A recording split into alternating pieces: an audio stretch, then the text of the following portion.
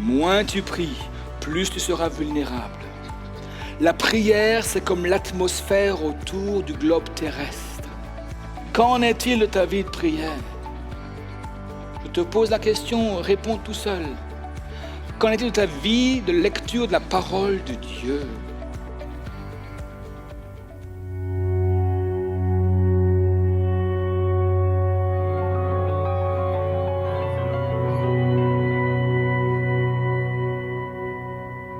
Nous sommes une famille, un seul cœur, un seul esprit. Les distances ne nous séparent pas. Nous sommes un en toi.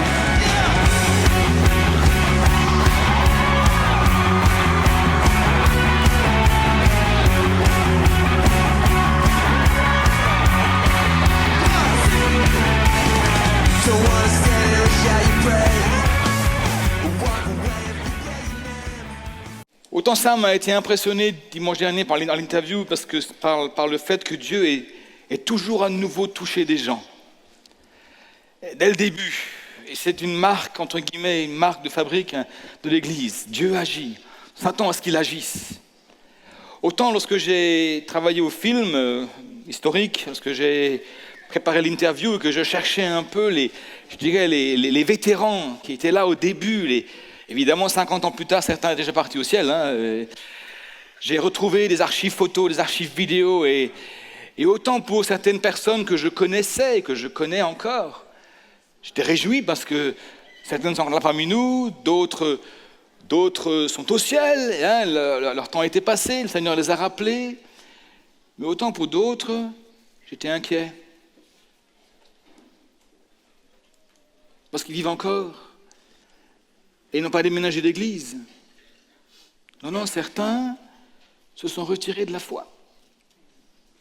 Certains, aujourd'hui, sont devenus des opposants à l'évangile. Certains ont connu un temps, ont marché un temps, étaient là un temps. Et aujourd'hui, au meilleur des cas, ils sont dans la nature. Et au pire des cas, ils sont loin de Dieu. Maintenant, j'aimerais parler à chacun d'entre nous. Je ne sais pas si c'est possible, Daniel, ce matin, mais j'aimerais que tu me fasses un plan sur la foule en 3 grandes étapes. Et je voudrais qu'on enregistre ça et qu'on mette ça pendant 20 ou 30 ans dans un serveur informatique. Et que dans 30 ans, on se retrouve et qu'on sorte l'archive vidéo. Et qu'on se dise, ah, il est auprès du Seigneur, il est auprès du Seigneur. Ah, super, il est encore entrant, et encore avec ses cheveux gris, encore en train d'évangéliser.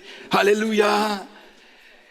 Et qu'on ne puisse pas dire, de l'un d'entre nous, il n'a pas été bouillant jusqu'au bout, ou il n'est plus bouillant, ou on ne sait pas où il est. Il s'est perdu en cours de route. J'ai été à la fois réjoui d'entendre ce que j'ai entendu dimanche dernier, le témoignage de Bernard, de Christian, de la sœur Rita, Marie-Odile, qui était tellement apeurée de venir sur l'estrade et qui avait l'air tellement détendue.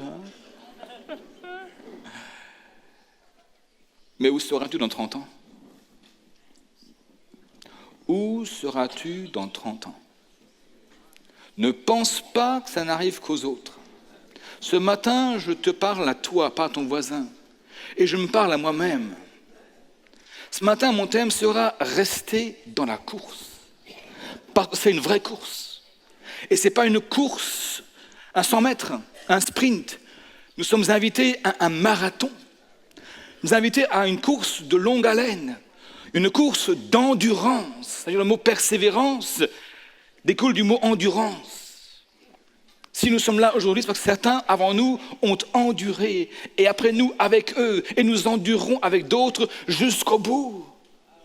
J'espère qu'à la fin, vous pourriez chanter avec joie « Jusqu'au bout, je veux te suivre, dans les bons et dans les mauvais jours. À toi Jésus pour mourir et vivre, à toi Jésus pour toujours. » Malheureusement, ce n'est pas toujours le cas. J'aimerais ce matin non pas vous mettre un poids sur les épaules, mais vous dire c'est possible de mener une course heureuse. Une course joyeuse, une course où peut-être nous ne verrons pas tout s'accomplir, mais nous verrons les choses d'avance et nous pourrons les saluer de loin et dire ça vaut la peine, ça a valu la peine de courir jusqu'au bout. ce que nous avons entendu, dit le psaume 71, verset 4, ce que nous savons, ce que nos pères nous ont raconté, nous ne le cacherons pas à nos fils et à nos filles. Encore faut-il avoir entendu quelque chose. Faut-il avoir fait un devoir de mémoire, d'inventaire. Voilà ce que nous avons vécu. Et je suis particulièrement heureux qu'on ait fait ça ici. On a fait un inventaire. Voilà ce qui s'est passé. On a tracé, on a pisté les témoignages, les réalités. Ça s'est passé où, comment, quoi. Et puis maintenant, à nous de le raconter. Et ce psaume dit la chose suivante, et je me suis demandé pourquoi il fallait absolument faire ce devoir de transmission, à la fois l'inventaire, le devoir de mémoire et de transmission. Regardez avec moi au verset 5, 6 et 7. Voilà pourquoi nous sommes invités, à la fois en tant que leader d'une église, mais aussi en tant que père et mère d'une famille. Nous avons tous sans doute des familles. Et nous sommes invités à raconter les choses. Et je vous le lirai dans la version louange vivante. Mais les frères afficheront ça avec le texte de la version Louis II. Au verset 6, pour que, voilà la finalité, pour que la nouvelle génération l'apprenne et puisse à son tour le transmettre à tous leurs enfants qui viendront à naître et qui le rediront à leurs enfants. Pourquoi ? Afin qu'ils placent leur confiance en Dieu. Le but du témoignage du temps passé, ce n'est pas de nous mettre plein la vue pour le temps passé, mais c'est pour que les temps d'aujourd'hui et demain, pour que les gens d'aujourd'hui et demain aient la confiance en Dieu qu'avaient les pères. Que votre foi nous fasse encourager à oser croire les mêmes choses. Le Dieu qui a guéri Christian d'anémie profonde peut vous guérir aujourd'hui d'anémie profonde. Dieu qui a libéré Madame Delépine de problématiques spirituelles graves, à l'enfermer au service de psychiatrie, mains et pieds liés, elle a été délivrée. Ce même Dieu est capable de faire ça aujourd'hui. On raconte ces choses afin que votre foi soit encouragée en Dieu. Deuxièmement, qu'il n'oublie pas les hauts faits du Seigneur. Mon âme bénit l'Éternel et n'oublie aucun de tes bienfaits. Nous sommes invités à ne pas oublier. Nous sommes invités à noter les choses. Rappelle-toi au début de ta foi chrétienne. Rappelle-toi les bonnes choses que Dieu t'a faites. S'il te plaît, inscris-les. Rappelle-toi ce qu'il a fait en cours de route. Le nombre de fois où il t'a délivré, il est intervenu, il a répondu à tes prières. Note-le. Raconte-le à ta propre âme et raconte-le à tes fils et à tes filles. Troisièmement, afin qu'ils observent ces commandements et qu'ils ne soient pas semblables à leur père, génération rebelle et révoltée, génération dont le cœur vacillait, une race indocile et rebelle, dont le cœur n'était pas ferme.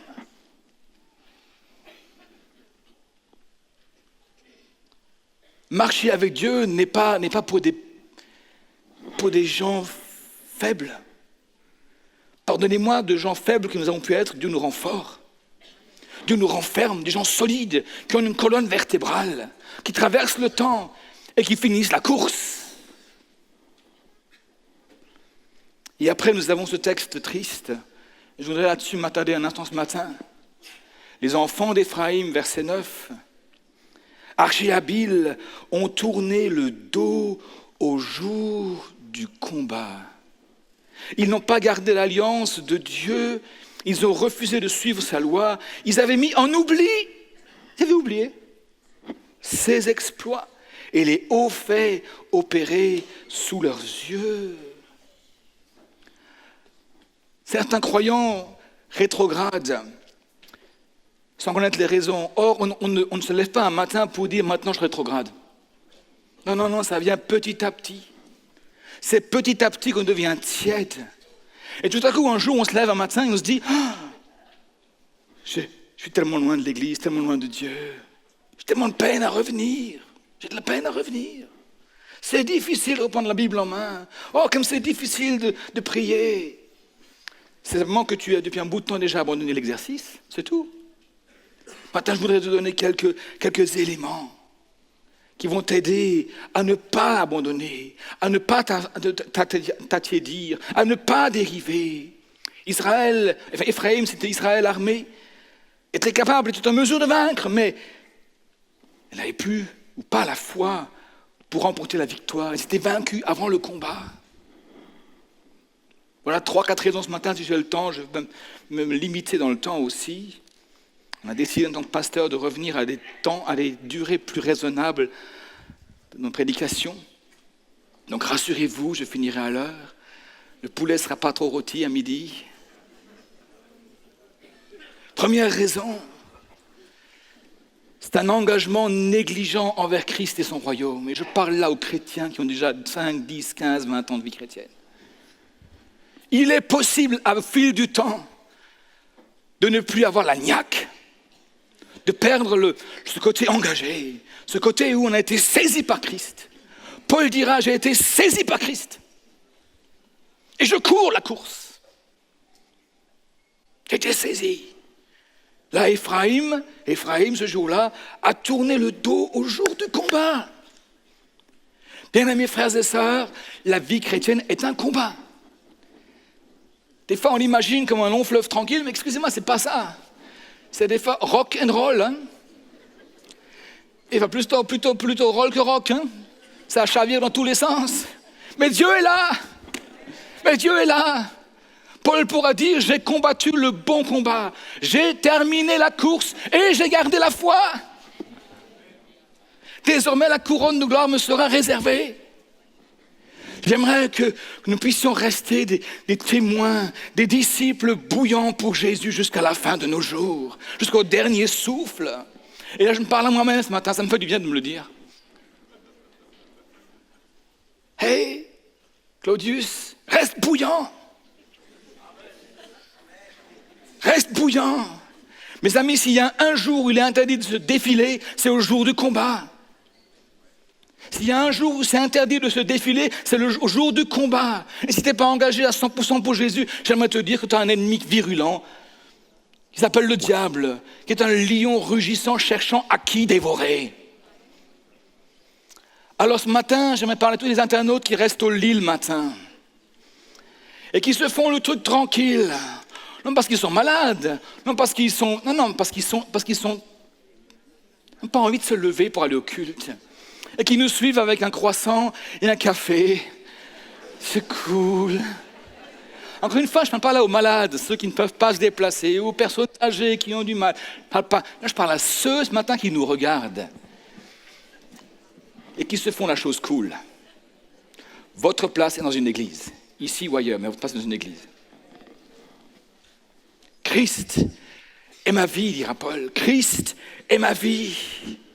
L'apôtre Paul se plaint dans le dernier chapitre de Timothée 4. Il se plaint, il y a une pointe de tristesse, c'est la dernière lettre qu'il va écrire. Et il écrit son testament spirituel à Timothée. Et là, il dira une phrase qui m'a beaucoup touché. Il dira, Démas, mon collaborateur, mon fidèle collaborateur, mon frère dans la foi, qui a prêché l'évangile, Démas m'a abandonné. Et il précise, par amour pour le siècle présent. Il n'a pas dit par amour pour un nouveau chant missionnaire. Il n'a pas dit par amour pour une église naissante au fin fond de la France, en Gaule, chez les barbares. Non, par amour pour le siècle présent. Et le siècle présent, il est à portée de 3 clics de souris sur cet appareil-là. En 3 clics, vous avez accès au meilleur et au pire. En 3 clics. Non, il a abandonné. Il est parti. Plus loin, il marque, Alexandre le forgeron m'a fait beaucoup de mal. Alex était un homme de Dieu, était un frère, un disciple engagé. Déjà à l'époque, certains avaient dérivé à la fin. On ne sait pas si Alexandre, un jour, a terminé la course de la foi. Ni d'ailleurs Démas. On ne sait pas s'il est revenu à la foi. J'aimerais te dire, reste engagé envers Dieu. On n'est pas vaincu d'un jour à l'autre, on est vaincu petit à petit dans la durée. Chez Samson, ça a duré 20 ans. Petit à petit, petit à petit, petit à petit. Un homme de Dieu formidable, une force colossale, capable de vaincre une armée de 1000 personnes avec une mâchoire d'âne. Non mais franchement, imaginez-vous ça. Ils viennent avec des sabres, avec des lances, avec des arcs, avec des archers, avec des arbalètes, et lui, il les fracasse tous avec une mâchoire d'âne.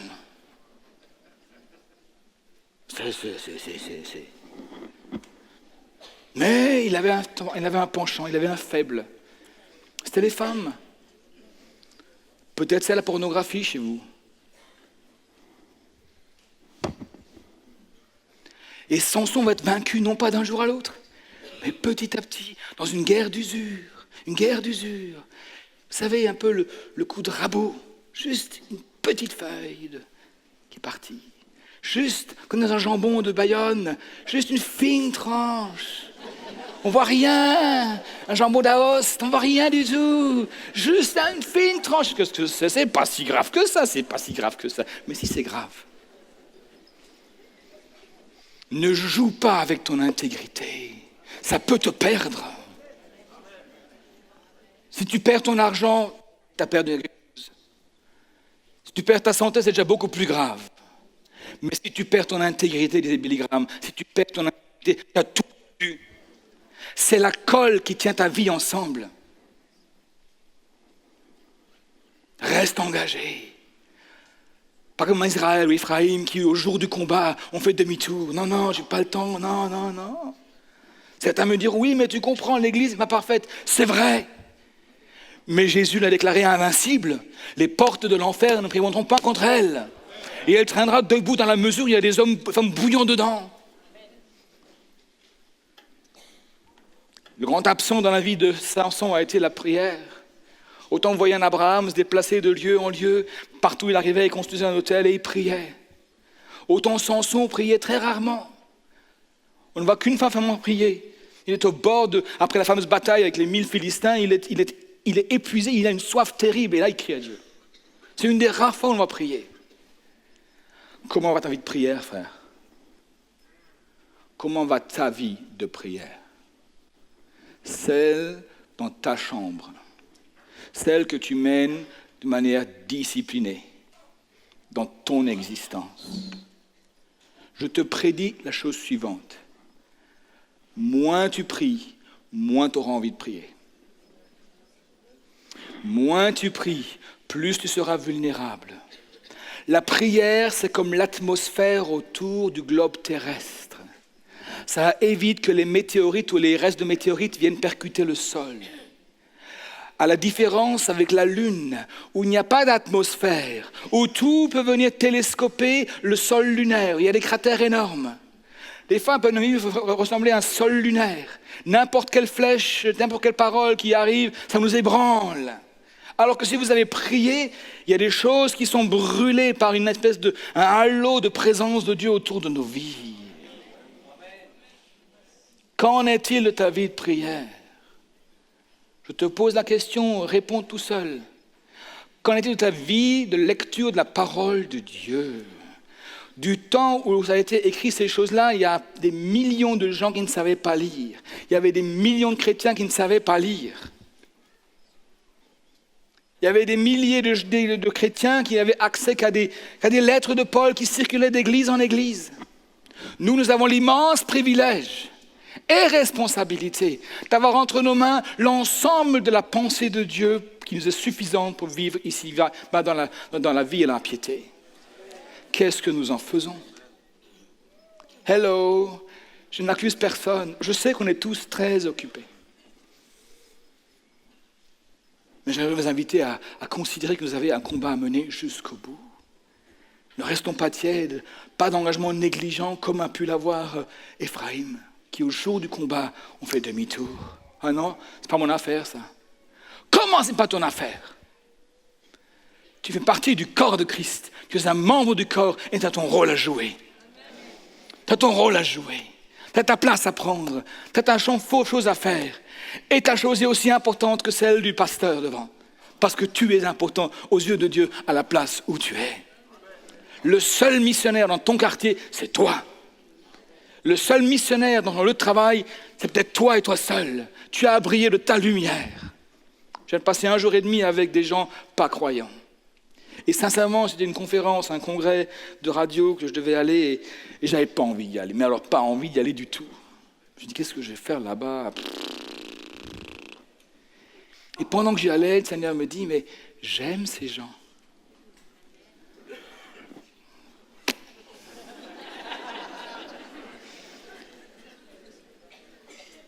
Qui d'autre que toi peut aller? Aime-les. Donc j'y suis allé. Et figurez-vous ce qui s'est passé le premier matin. Ouais.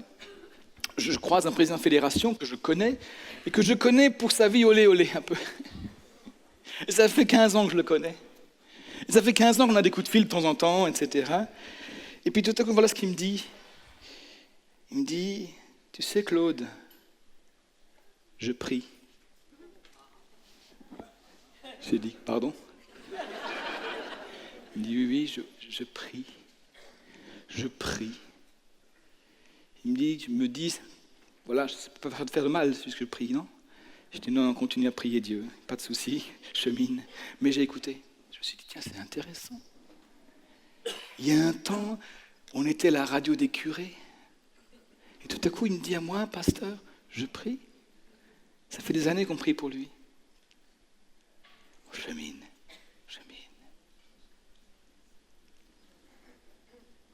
Vous êtes de la terre. Vous êtes la lumière du monde. Restons profondément engagés avec Christ. Amen. Deuxième point qui nous aide, qui nous fait nous attiédir et qui peut nous rendre faibles. On va lire ensemble les versets 12 et suivants jusqu'au verset 17. Devant leur père, il avait fait des prodiges au pays d'Égypte, dans les campagnes de Tsan. Il fendit la mer et leur ouvrit un passage. Il fit dresser les eaux comme une muraille. Il les conduisit le jour par la nuée et toute la nuit par un feu éclatant. Il fendit des rochers dans le désert et il donna à boire comme des flots abondants. Du rocher, il fit jaillir des sources et couler des eaux comme des fleuves. Waouh! Intéressant ça, hein? Dieu fait des choses comme ça dans le désert et il nourrit tous les jours pendant 40 ans 2 millions de personnes sans compter les troupeaux. Ils l'ont vu tous les jours. Et ils se sont habitués à telle enseigne qu'au verset 17 vient un moment extrêmement grave et triste. Mais ils continuèrent à pécher contre lui, à se révolter contre le Très-Haut dans le désert. Ils provoquèrent Dieu dans leur cœur, en demandant de la nourriture selon leurs désirs. Ils parlèrent contre Dieu. Ils disaient, Dieu pourrait-il dresser une table dans le désert? On peut être dans une église où se vit le miracle, où la présence de Dieu est là dimanche après dimanche, mardi après mardi, où il y a une dynamique qui est formidable, et pourtant ressembler à ces gens qui continuèrent à pécher malgré tout.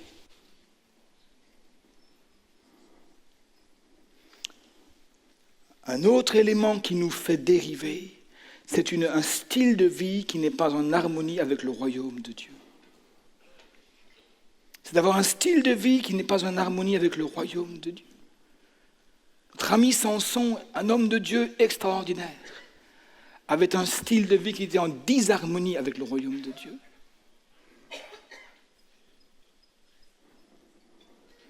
Pire, ils sont devenus arrogants au point de poser des questions folles. Dieu pourrait-il dresser une table dans le désert? Ça faisait 40 ans qu'il l'avait déjà, hein? Que Dieu s'est occupé d'eux. Le soir, il y avait un chauffage commun. Le jour, il y avait une climatisation commune. Et puis, ils avaient de la viande, ils avaient de la manne, ils avaient de l'eau fraîche tous les matins. C'était pas de l'eau du puits, c'était de l'eau fraîche. L'eau minérale, avec tous les éléments, les sels minéraux qui sortent de la pierre. C'est devenu arrogant. J'aimerais t'inviter ce matin à contrôler ton cœur, à faire un check-up. Je dis, Seigneur, j'en suis où, moi? Et moi, dans ma vie, dans mon discours, dans mes pensées, j'en suis où? J'en suis où? Parce que voyez-vous, à la fin, ils se sont révoltés. Et verset 31, il est marqué, lorsque la colère de Dieu s'éleva contre eux, il frappa de mort les plus vigoureux et abattit une jeune homme en Israël. 1 Corinthiens 10 nous rappelle ce passage en nous disant que ces malheurs leur arrivèrent pour servir d'exemple à d'autres, dont à nous. Dont à nous. ni par écrit pour nous avertir quand nous vivons un temps proche de la fin. Certains me disent, frère, je suis tenté. La réponse est simple. Galates chapitre 5, verset 16 dit, marchez selon l'esprit et vous n'accomplirez pas les désirs de la chair. Alors comprenons-nous bien, marcher selon l'esprit ne veut pas dire une marche à pied. Ce n'est pas une marche avec l'esprit. Non, c'est une marche, c'est des décisions tous les jours que je prends pour être en phase avec le Saint-Esprit qui habite en moi. Avant, je mentais sans rougir. Maintenant, je rougis dès que je commence à mentir. Oui ou non? Certains disent, ouais. J'ai recommencé à mentir sans rougir. Vous savez, on peut s'habituer au péché. Hein? C'est comme le vin, on peut tenir le vin. Hein? À force de boire, on supporte une bouteille. Pareil pour le mensonge. Hein? À force de mentir, on ne rougit plus, même en tant que chrétien. Veille sur tes pensées et tes paroles. Proverbe 8, verset 13 dit « La crainte de l'Éternel est le commencement de la sagesse. » Et il précise « La crainte de l'Éternel est la haine du mal. » L'arrogance et l'orgueil, la voix du mal et la bouche perverse, voilà ce que je hais, voilà ce que Dieu est. Le problème que nous avons, c'est la définition du mal. Un temps, on sait, quand on se convertit, un temps, on sait, il y a des gens qui sont venus ici, personne ne leur a rien dit, ils étaient concubins, tout à coup, dans la présence de Dieu, ils se disaient, mais on n'est pas mariés, on pêche. Personne ne leur a dit. C'est eux-mêmes qui se le disent, c'est le Saint-Esprit qui l'a dit à eux-mêmes. Mais 35 ans plus tard, est-ce que c'est vraiment grave? Est-ce que c'est vraiment aussi mal que ça? Et puis des fois, il y a des glissements sémantiques. Le mal n'est plus appelé mal, mais il est appelé une bêtise. Quand j'entends des gens me dire une bêtise, généralement, je traduis par « j'ai commis une grosse erreur, j'ai péché ». Peu importe le péché.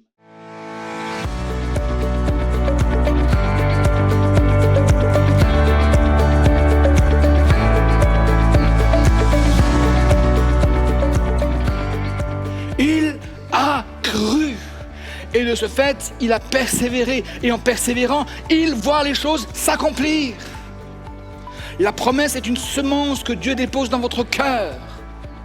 Et elle se nourrit de la foi qu'elle génère. La foi appelle les choses qui ne sont pas comme si elles étaient. Elle reçoit les choses qui ne sont pas comme si elles étaient.